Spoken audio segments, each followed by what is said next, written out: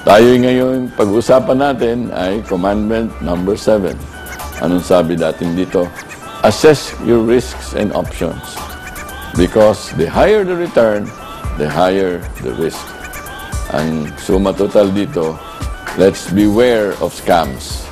Madami sa ating mga kababayan ay nagkalugi-lugi dahil pinasukan yung mga tawag nilang scams. Nabulag sila sa napakataas na promise of return. As much as 10% per month. Wala hong ganyang negosyo that can be sustained. Anything beyond 2% per month, mahirap nang paniwalaan that you can sustain it.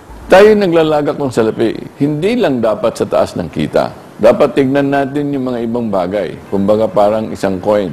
On one side of the coin, tignan mo yung, paano ba gagamitin itong nilalagak kong salapi? Naiintindihan ko ba kung paano kukuhanin itong aking nilalagak ng salapi at paano gagamitin nung kumukuha at paano niyang palalaguin? Ano ang risko na kaya niya o hindi niya kaya? Yan ang tinatawag na transaction risk. Sa kabila naman ng itong coin na to ay yung ating tinatawag na tolerance for risk natin. Kaya ba ng dibdib natin mawala itong ating nilagak na salapi kung malugi? Pangatlong patakaran dyan, titignan din nila dapat. Ito bang pinapasukan ko, madali ko bang maibenta to? Madali ba akong makalabas dito para makuha ko yung aking cash na pinasok? Ang tawag dyan yung liquidity, the ability to sell your investment when you need it para ma-encash nyo. Sa madaling salita, kita o antas o taas ng kita, importante yan.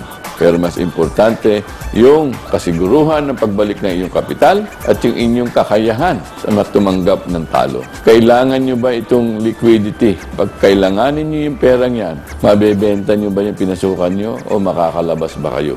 The higher the return, the higher the risk.